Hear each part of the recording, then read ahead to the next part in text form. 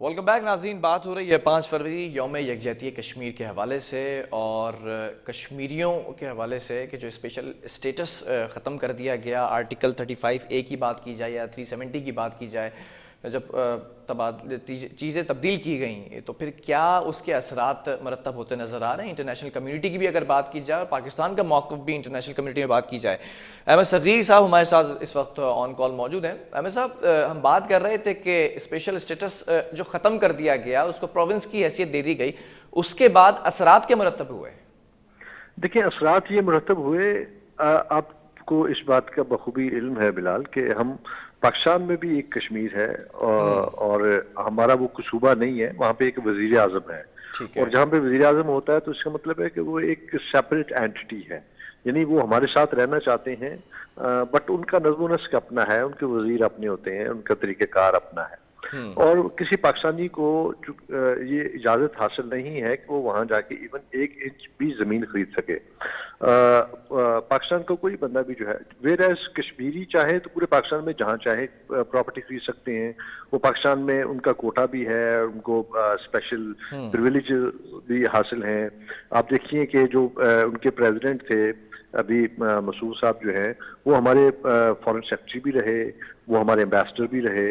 इसी तरह और बहुत सारे लोग जो कश्मीर के हैं वो पाकिस्तान के अंदर अच्छी पोस्टों पे रहे हैं। ठीक है। अच्छा, इसी तरह का जो स्टेटस था वो जो जम्मू था उसको हासिल था एक एक्ट के जरिए। उनको बहुत सारी चीजें के अंदर जो है, जो खाने पीने की अशिया थी उसमें उनको बहुत सस्ती मिलती थी। अच्छा, फिर उनकी यूनिवर्सिटीज जो थी पूरे इंडिया के अंदर, उनमें उनका कोटा था और फ्री एजुकेशन थी। फिर इसी तरह उनको ये भी था कि कोई बाहर से बंदा जाके कश्मीर में प्रॉपर्टी नहीं खरीद सकता, वहाँ पे उस तरह से आबाद नहीं हो सकता। सो ये वो बुनियादी एक चीज़ थी जिससे उनकी एक एंटिटी, सेपरेट एंटिटी के तौर पे और उनका एक शख्स जो है वो चल रहा था। अच्छा, अब जब ये स्टेटस खत्म कर दिया तो अब हुआ क्या, क्योंकि कश्मीर ऑलरेडी 3 हिस्सों में बटा हुआ है, ठीक जो है। जो जम्मू है। अब देखें, जम्मू इटसेल्फ एक एरिया है, वहां पे यू विल सरप्राइज कि वहाँ 1842 के करीब सिर्फ जम्मू के अंदर टेम्पल्स हैं। और पूरे कश्मीर की अगर बात करें तो वहाँ पे 4000 के करीब टेम्पल्स हैं, जिसमें मंदिर भी हैं, और जिसमें जो है वो ज्यादातर तादाद मंदिरों की है। गिरजा घर कम है और बाकी जो सिखों के भी जो है वो भी थोड़े हैं। ठीक है। फिर इसी तरह मसाजिद सिर्फ 133 है। अब आप सोचिए जरा, और उसमें से भी आधी से ज्यादा मस्जिदें जो हैं वो बंद हैं। फिर अब ग्रेजुअली वहां पे टेम्पल्स ज्यादा बनने शुरू हो गए एकदम। नहीं, सिर्फ इस मंदिर नहीं स्पेशल होता, स्टेटस मंदिर के को, साथ साथ को और भी तब्दील बहुत सारी करने जमीन से होती। पाकिस्तान के नैरेटिव पे कितना फर्क पड़ा है साहब? देखिए, हमारे नैरेटिव के ऊपर तो बहुत ज्यादा, हम तो देखें इससे पहले हमारे हमारा मैप जो होता था, उस मैप के अंदर कश्मीर हमारा हिस्सा होता था। ठीक है। और अब हमने उसका मुंह खोल दिया है और कश्मीर को बीच में से गायब कर दिया है। हम कहते हैं नहीं जी, ये सारा हमारा एरिया है। भाई, सारा एरिया है तो वो हवाई तो नहीं हो सकता ना, आपको फिर आगे बढ़ के उस एरिया के लिए जदोजहद भी करनी पड़ेगी। मुझे बताएं कि कितनी दूर है कश्मीर यहाँ से जो है।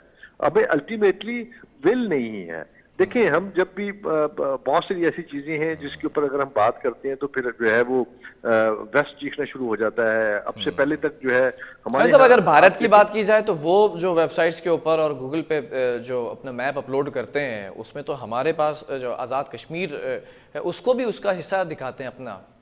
भाई, वो आजाद कश्मीर नहीं, वो तो गिलगित बल्तिस्तान को भी अपने हिस्सा दिखाते हैं। आप जरा उनकी जी। पुरानी तकरीरें उठा के देखें, वो बहुत सारे एरिया को जो है वो क्लेम करते हैं कि ये हमारा एरिया है। क्लेम करने से तो नहीं हो जाता ना। ठीक है। बात ये है कि आप कश्मीरियों से तो पूछे ना कि वो क्या चाहते हैं, वो किसके साथ रहना चाहते हैं। ये जो इधर का कश्मीर है, ये तो हमारे साथ रहना चाहता है, और वहां पे भी कश्मीरी जो है वो पाकिस्तान के झंडे लहराते रहे। वो पाकिस्तान के अंदर वो कहते हैं जी हम मर जाए तो हमें पाकिस्तान के झंडे में दफनाया जाए लपेट के। सो उनकी एक मोहब्बत है, और उसकी मोहब्बत की वजह है। और वजह जो उसमें जो सबसे बड़ी वजह है वो ये है कि हमारा मजहब एक है। दूसरी वजह ये है कि हमारा कल्चर, इधर के कश्मीर का और वहाँ के कश्मीर का कल्चर मिलता जुलता है। फिर हमारे खाने पीने के तरीकेकार एक जैसे हैं। ठीक है। वहाँ पे भी जो है वो हम भी गाय का गोश्त खा लेते हैं, वो भी गाय का गोश्त खा लेते हैं। हिंदू मजहब के साथ उनकी तालमेल नहीं मिलती। ये जो ठीक है। मजहबी ये जो दूरियां हैं, ये अल्टीमेटली सकाफती दूरियों के अंदर और कल्चरल जो दूरियां हैं वो भी पैदा कर रही हैं। सो ठीक है। ना तो अगर उनका मैं कल्चर कंपैरिजन मिलता। करूं, ऑक्युपाइड कश्मीर की बात कर लें या आज़ाद कश्मीर के लोगों की ज़िंदगी की बात कर लें, what's the difference do you see? देखिए बहुत डिफरेंस है। उसकी वजह यह है कि आपके यहाँ का कश्मीरी बहुत ही जो इस तरफ का है वो बड़ा खुशहाल है। आप जरा मीरपुर के लोगों को देखें, मीरपुर भी कश्मीर में है, और मीरपुर जो है आप वहां पे उनके घर देख लें, आप तो हैरान हो जाएंगे उनके लाइफस्टाइल देख के। आप मुजफ्फराबाद के लोगों का लाइफस्टाइल देख लें, आप परेशान हो जाएंगे। आप रावलाकोट के लोगों का लाइफस्टाइल देख लें, आप परेशान हो जाएंगे। आप कश्मीर के जो इस तरफ का कश्मीर है, इन लोगों का लाइफस्टाइल, इनके घर, शान शौकत, उनकी गाड़ियां, उनके बंगले, उनका सब कुछ जो है आप देखते हैं, आप हैरान हो जाते हैं। आप जरा दूसरी तरफ के कश्मीरियों का, आप वैली के कश्मीरियों का जरा आप देखें, वहां पे तो लोगों को खाने को नहीं मिलता, वहां पे उनको पहनने को नहीं मिलता। गुर्बत का आलम यह है कि उनके पास एक वक्त के बाद दूसरी वक्त की रोटी उनको मैसर नहीं होती। अल्टीमेटली और वो सारा किसकी जिम्मेदारी थी? वो उसी हुकूमत की जिम्मेदारी थी जिस हुकूमत के ताबे वो रहते रहे, जिसको वोट दिया उन्होंने। वहां पे आप देखें, महबूबा मुफ्ती या इंजीनियर रशीद वगैरह जो है, जिन्होंने एक वक्त तक पाकिस्तान के उसकी मुखालफत की थी, वो भी अब इस बात कहने पे मजबूर हो गए कि भारत बहुत हो गया, बस ठीक करो है। अब तुम। अगर मैं और तुमने हुर्रियत रहनुमाओं की बात करूं, या हुर्रियत तहरीक चलाई गई रहनुमाओं की जानिब से, उसका आगाज़ हुआ, शहादतें भी नोश हुई, तमाम चीज़ें, वो तहरीक कहाँ तक पहुंची, उसका असर क्या हुआ? देखिए वो तहरीक जो है, ये बुनियादी तौर पे ये दिन जो है ये भी इसीलिए मनाया जाता था कि जो हुर्रियत की तहरीक, जो मुसल्लह तहरीक, जो भारतीय गासिब जो मिलिट्री है उसके खिलाफ जो लोगों ने जो हथियार उठाए हैं, तो ये उसी की याद थी। और ठीक है। इस दिन जो है वो आप देखेंगे 5 फरवरी को अक्सर व बेशतर जो है वो वहां पे कभी उनको उनके ऊपर जो है वो बैलेट गन्स के जरिए फायर किए जाते हैं, छर्रे वाली बंदूकों से जो है उनके मुंह के ऊपर जो है आप देखें क्या उनकी आंखें जाया कर देते हैं। कभी उनको जो है वो उनको मार के उनको घसीटते हैं। एक वायरल हुई थी वीडियो, आपको याद होगा, एक छोटा बिल्कुल। बच्चा है, उसके सामने उसके नाना को मार दिया और वो उसके सीने पे उसको बिठा दिया और उसे कहा कि अब तुम रो बैठ के, और उसकी वीडियो बना रहे थे फौजी। सो आप देखें कि इस तरह की सूरत हाल जो है वो वहां पे हो रही है। तो वो हुर्रियत रहनुमा अल्टीमेटली, और जो तहरीक है वो अब मुसल्ला तहरीक के अंदर जो है वो तब्दील हो चुकी है वहां पे। नहीं, अगर एक मैं ग्रुप इस ऐसा करंट है। करंट गवर्नमेंट की बात करूं और खान साहब के नैरेटिव की बात करूं, तो नैरेटिव वीक नजर आता है क्या यूनाइटेड नेशन तक, अगर पैगाम पहुंचाने की बात की जाए? मुझे तो अब नैरेटिव नजर ही नहीं आ रहा पिछले कुछ अरसे से। अच्छा। वो नैरेटिव शुरू शुरू में बड़े जज्बाती थे, खान साहब जाके बड़ी तकरीरें शरीरें उन्होंने मारी थी, बड़ा ललकारा था भारत को भी और दुनिया को भी बताया था कि जी क्या कश्मीर के अंदर हो रहा है। इसमें कोई शक नहीं है, उन्होंने एक वक्त में तो इंटरनेशनलाइज कर दिया था कश्मीर का इशू, लेकिन ठीक है। फिर अगले ही लम्हे वो बिल्कुल ऐसे चुप किए जैसे किसी ने उनको पकड़ के बैठा दिया है, जबरदस्ती उनके मुंह पे टेप लगा दी है कि अब तुमने बात ही नहीं करनी। क्योंकि उसके बाद से देखें खान साहब बिल्कुल खामोश हो गए और एक लंबे एहतजाज पे चले गए, वो जो खामोश एहतजाज होता है। और हमें बात करते हुए उस तरह से नहीं नजर आते, ना रियासत पाकिस्तान हमें नजर आती है, ना हुकूमत पाकिस्तान हमें उस तरह से नजर आती है। सो इस वक्त जो है लोगों के देखे सेंटिमेंट्स हैं। हम कश्मीर के साथ, जब जिन्ना ने कह दिया 1946 में जब वो गए थे वो जलसा अटेंड करने के लिए, तो उन्होंने कहा कश्मीर पाकिस्तान की शहरक है। और आज भी हम कहते हैं कि कश्मीर पाकिस्तान की शहरक है, तो ठीक है। फिर हमें इस कश्मीर को पाकिस्तान की शहरक मानना भी चाहिए और तस्लीम भी करना चाहिए। और ऐसा नहीं होता कि आपकी शहरक किसी और के हाथ में होती है और वो उसके ऊपर छुरी चलाता रहे और आप खामोश होकर बैठे रहे।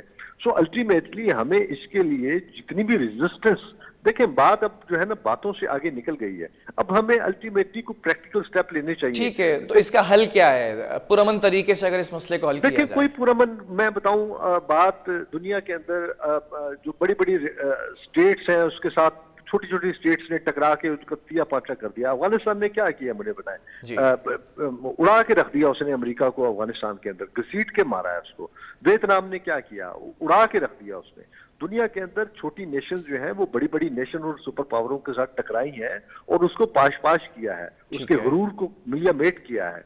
सो हम अगर ये इसी उसमें पड़े रहे कि नहीं जी हमें नहीं लड़ना चाहिए, हमें इसके ऊपर नहीं करना चाहिए, या हमें कोई मसला नहीं है, देखें हम घास खा लेंगे, हम कुछ भी नहीं खाएंगे, लेकिन गैरत से जिंदा रहना चाहते हैं। और गैरत इसी में है कि कश्मीर हमारा हिस्सा है, हमें ये वापस लेना है एट एनी कॉस्ट। और उसके लिए हमें कोई जंग भी मुसल्लत करनी पड़ती है तो हमें अब करनी चाहिए, टाइम आ गया है। अभी देखें वो एक चैनल के ऊपर एक बिजनेसमैन बैठ के कह रहे थे नहीं जी हमें जो है वो इंडिया के साथ मामला ठीक करने चाहिए, ये करना चाहिए, वो करना चाहिए। और भाई आप इंडिया के साथ नहीं मामला ठीक कर सकते कि आप बिजनेस करें, आप वहां जाएंगे, पेनिट्रेट करेंगे, सर्ट करेंगे और उसके बाद जो है ऐसा नहीं होता। उसकी वजह यह है कि हमारा कल्चर वीक है।